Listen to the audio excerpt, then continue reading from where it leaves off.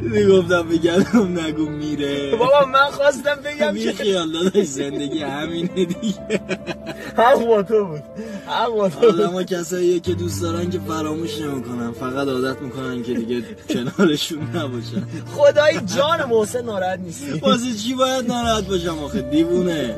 آدم تا 2 روز نباشه تازه میفهمه چقدر هیچ کسو نداره تا سراغشو بگیره. چته؟